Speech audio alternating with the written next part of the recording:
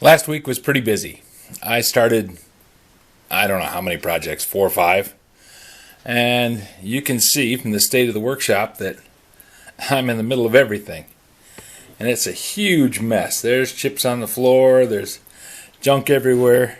So before I start any new projects, I really should clean up some of the old ones and get them organized so that I don't get parts mixed up and things lost. I got a new plate for the drill press. I need to straighten the handle on the Miller's Falls number 12, and I have a couple of saw blades to clean up. But before I do any of that, I'm going to organize them all into sections and get the shop straightened out. So, no point watching that. You've all seen it done. I've got a couple of requests for views of the workshop, and quite frankly it's been such a mess I hadn't wanted anybody to see it. But Donna M. Schmidt said, could you please just show us how you put tools in racks so that they're kept safely? Well, Donna, I'd love to be able to show you how they're kept safely, but what I'll do is show you how I do it. As you can see behind the bench here, I've got a lot of pegboard. And the pegboard is loaded with hooks, and it's got sanding paper and discs and a bunch of clutter and things that I use close to hand, like knuckle buster, set of wrenches for impromptu work. I have hatchets there because hatchets are there to remind me I need to work on hatchets, not because that's the best place for them. The lathe is sitting here because that's where the bench is, and that's the bench that I wanted to put it on. And I'm keeping the chucks sitting on top of the bench so that I work on those too, because I need to take apart and clean this set of chucks. I was cutting some shims about 3 months ago. So a piece of shim stock sits on the end of the lathe, and the 2 tin shears sit right there. So the hex keys, those I use to set up the lathe. This is the wood lathe, and it's been sitting here since I bolted it down and never turned a stick of wood. Not a shaving one came off of it. It's been a catch-all, and it's kind of the treadmill of workshop tools right now. Haven't had time or need for anything turned out of wood. I have some chisel handles that I need to make, so that'll probably be something I'll be getting into, but it's not right away. The thing that causes me the most grief about storing them is saws. I have a lot of them. I started out with the idea that I was going to sharpen saws, and I wanted to have some old saws to practice on. And I mentioned to some people that I needed some old saws to practice on, and Nick Nalo sent me 3 of them, which was very generous. It was a Galuda Claus present about, 5 years ago. And along with that, he sent me this saw tip, which is very nice. It holds 6 saws, very nice and safe. And I've got saws in here that I don't use very often because they're not easy to get to because I keep them stored in another place. I just brought this out to show you how I store tools. I was interested in getting started with sharpening saws, and so it was an immediate kick in the pants to get going. Well, once I turned on the water, I really couldn't stop the floodgates. Seemed like everywhere I went, there was a saw.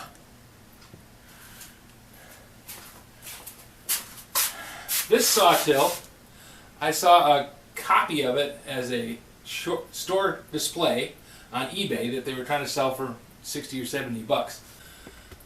All it is some pegboard racks, and I drilled holes into a piece of wood and stuck them on the pegboard racks and put them on the pegboard. I ended up having to put 3 pegboard hooks on that because 2 just weren't enough. I heard a tremendous crash one night and came down and found all my saws sitting on top of the bench. Over in the corner is my only real nod to organization, and that's just to put everything behind doors. I've got drill bits in there and pencils and safety equipment. goggles and newspaper and flashlights and sandpaper and just a pile of stuff. Down here on this shelf, this is a shelf that I built over at the old shop in Union City, and all I did was take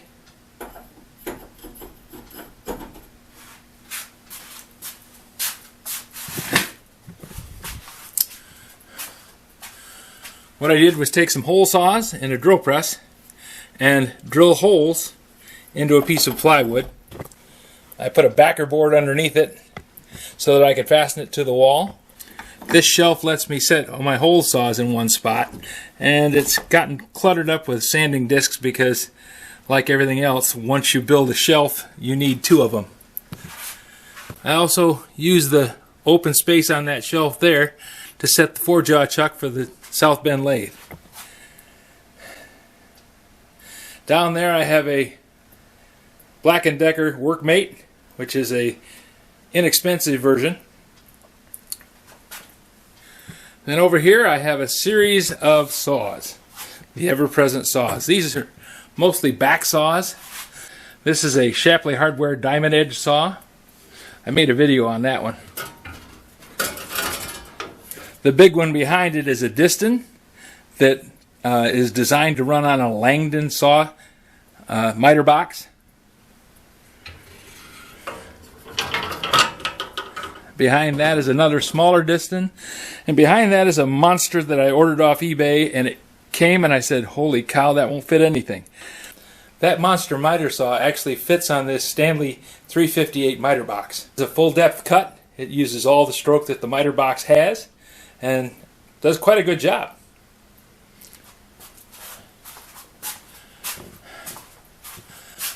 On the bench I have a couple of grinders.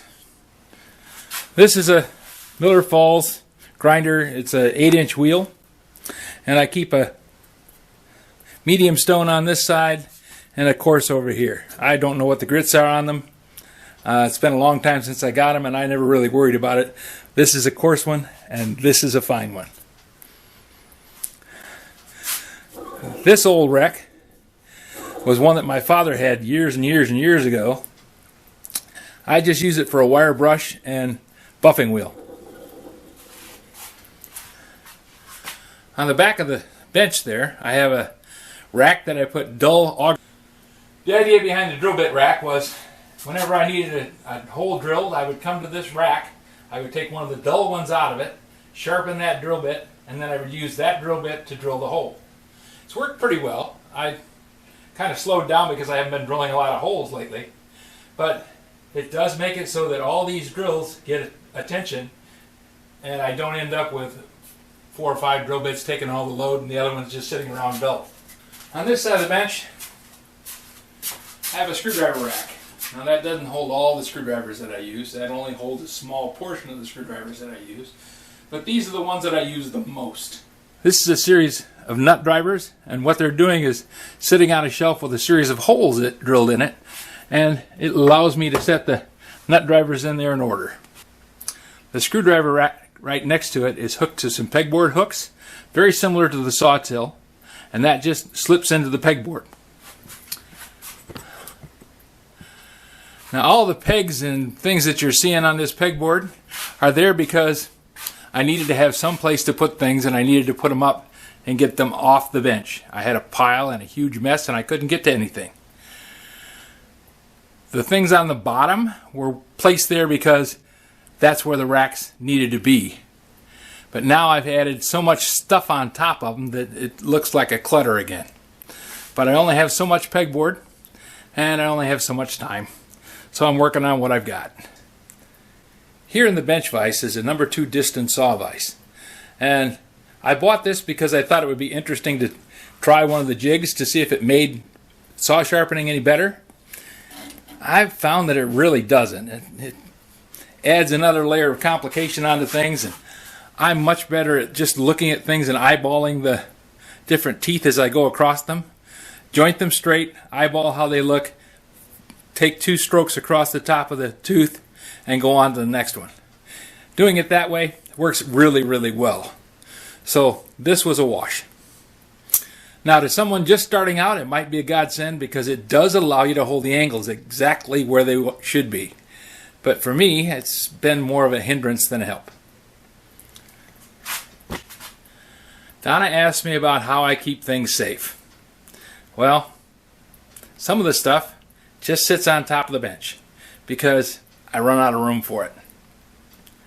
Now, whenever I'm doing a project, I'll take these things, like this last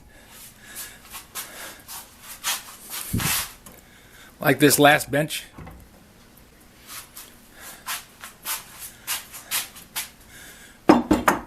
When I'm doing projects, which is nearly every day, I'll clear the bench by taking like this 120B breast drill that was just recently completed, and I'll set it on top of the rack where I keep the other breast drills.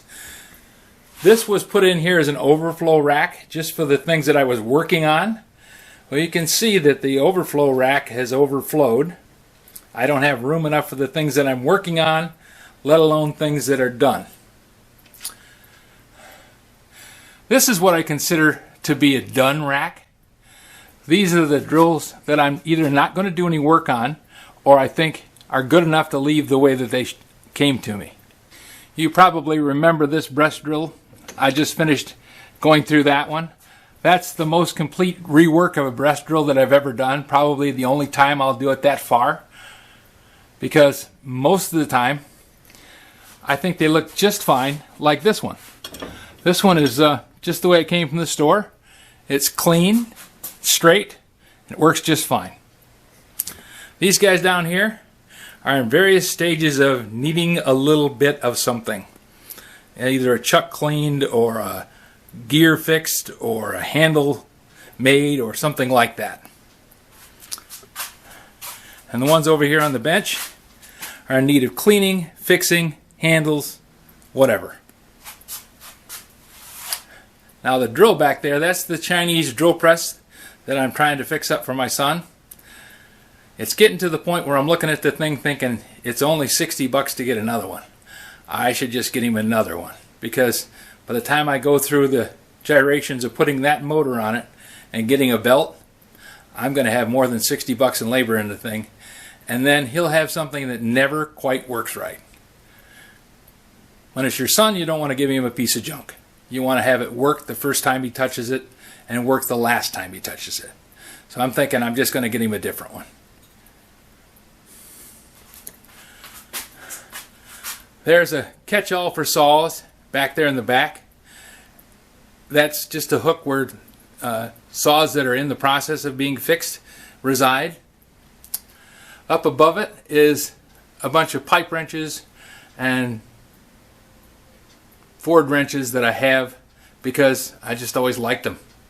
The pipe wrench I've had for probably 40 years, and the little Ford wrenches, I had a Ford truck, and I was setting up a toolbox for the Ford truck, and then when I moved I sold the Ford truck. So that became superfluous, but it's still neat stuff that I can't give away for what I paid for it. Down below that is a rack for hacksaws. Now, I've already told everybody that I don't like hacksaws. Doesn't mean I don't use them, I just don't like them. I find that putting them on a couple of pegs on the pegboard makes it so that they're handy to get to and I can actually use them. That spray grip handle that I put up there, that's something that Louis McNeely reminded me was a great thing to have. I had an old one, and the old one fit old style cans. I ran across this one at Menards and it fits the new style cans. So I picked it up. On the end of the bench here I have a collection of various giant Allen wrenches. Some of them came home with me from previous jobs where I was a tool maker. I used them for repairing dies and heavy equipment. And behind that is a rack where I put chisels. Now these are all chisels that have been sharpened. There's a box of steel junk back in the back that has chisels that need to be sharpened. I don't have a consistent specific home for these yet. They need to find a place to live where they're safe and they won't have sharp edges whacking me in the knuckles when I'm working. Next to them is the silver drill press, and above it is the drill rack that I made to put the drills in for the silver drill press. We come down past that, and there's the drill rack that I showed you earlier, and the one for the in-process drills. Then down this wall, there's a saying among woodworkers, saying among welders, saying among guys in general, probably a lot of gals too.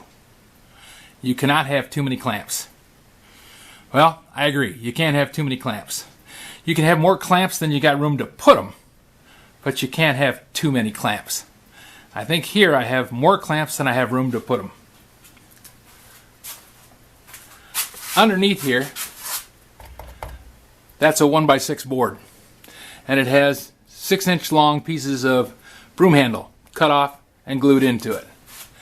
That was the original clamp rack, and I actually had 2 empty pegs on it when I built it. But that was a good 20 years ago. And over time, more clamps came home to live with me. One of the things I did is I told my family, if you ever run out of things to get me for Christmas, I can always use a clamp. And bless their hearts, they understood and listened. I have clamps that are very cool. These giant Irwins, I like these for a lot of jobs because when I'm working one-handed or working by myself, like I'm doing this video, holding the clamp with one hand and the camera with the other, it's nice to be able to put it on something, hit the handle, and clamp it up. Now, sometimes I have to put a heavier clamp on it, but for a quick tack up of a job, they're awesome. Down below it, this is where I made a rack for putting braces in, and it originally had 1 empty space in it. But braces are kind of like clamps. Once you have one, you seem to get others. Oh, and that works for saws too. And this is the shelf that I made to put the vacuum cleaner hoses on it. It's actually stayed pretty much the way it was when it was built. I haven't added anything to it. It does need to have a couple more pegs on it because I had stuff in the garage that I brought down here. Wasn't new stuff, but it was stuff that wasn't down here. And you can see that a couple of clamps snuck over and took up residence on the shelf, and then one grabbed a hold of the edge and it's hanging on for dear life. And there's more racks down below. Pipe clamps. When I was welding up a truck frame, I needed pipe clamps because I needed to be able to put large pieces of tubing together. And pipe clamps were inexpensive. 1, 2, 3, 4. That was the ones that I bought to make the truck frame. The other ones, some of them showed up. Some of them were purchased on purpose. Some of them I inherited from my father. The ones on this 1/2-inch conduit, those are from my father. Dad was an electrician, and Lord knows you can't have too much conduit laying around when you're an electrician. I bought this because it had a saw in it. Okay, I'm a sucker. It had a saw on it and a batch of drills back when I didn't have any drills. So I thought for the $10 that the box was, I got 10 drills and the saw and the box. The box was kind of a throw-in. Over time, I've managed to find Auger Bit boxes.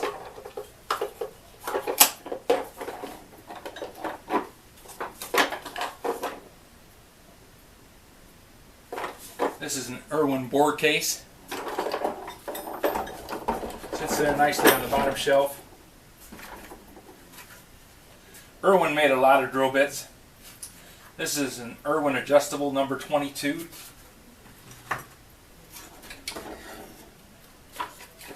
This box came home with me from a garage sale because it was sitting there for a ridiculous price. So it came home.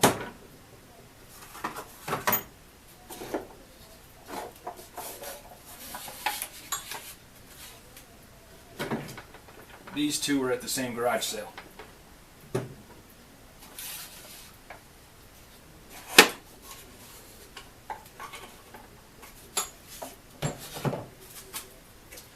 this one I went in search of. I saw one in a video and thought, that is cool.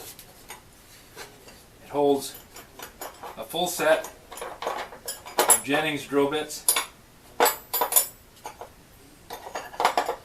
does have a problem that it's not quite tight enough to hold them all in position.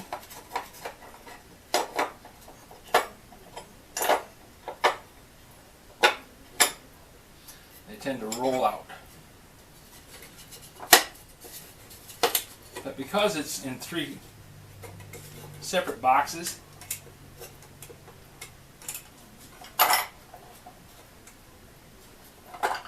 each one of them holds a different size set of drill bits. I just thought it was so neat.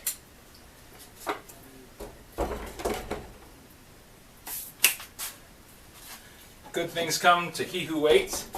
I waited, and someone had that sitting on a shelf, and I saw it there for a couple of years. Finally I said, you know, you're not going to sell that. Why don't you give it to me? They didn't give it to me, but I got a good price on it.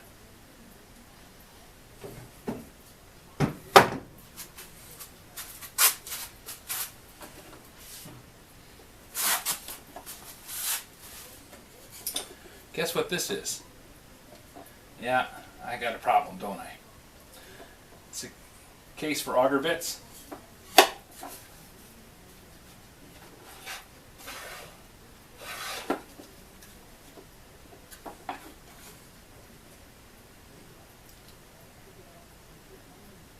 As we focus in down on the bottom, it's a couple of pesky clamps. They kind of like photobombing. Try and sneak in on everything, and they're really jealous of Auger Bits. Toolboxes have a charm all their own. And this one holds a couple of saws. Kind of neat. Came to me with a bunch of tools in it.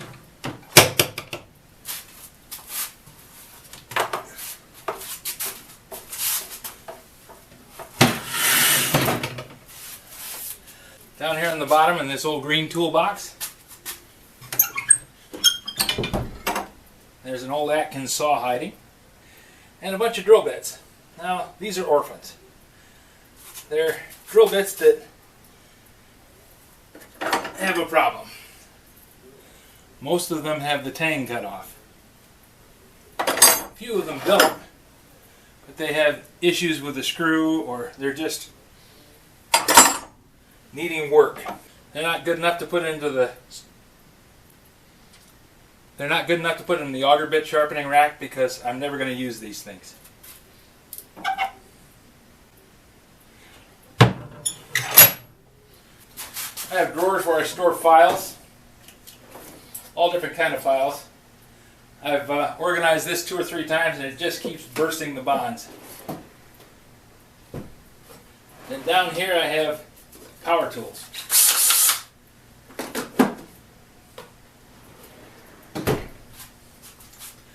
These are measurement tools in the process of being used or stored or just awaiting a loving hand to touch them again.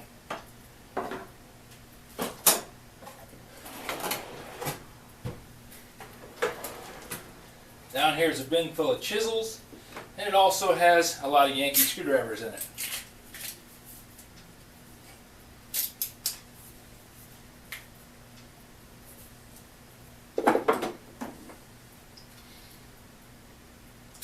It's a disease.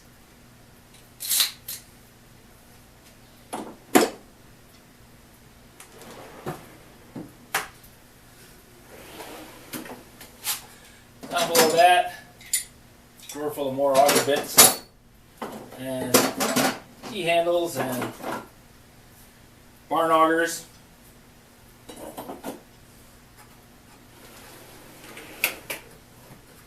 And down below that, screws, nuts, fasteners. I'm not going to open that up because it's a mess. I have a batch of circular saws and I store the blades on a piece of plywood. Just got a bolt drilled through it and a nut on it to hold the blades in place. These are for the table saw. These are for hand saws. There's a hammer rack above there. And I could go on and on. There's tons of things in this room. But I hope that answered most of your questions, Donna. And if it didn't, leave me a note in the comments below. You know I read them all. Thanks for watching.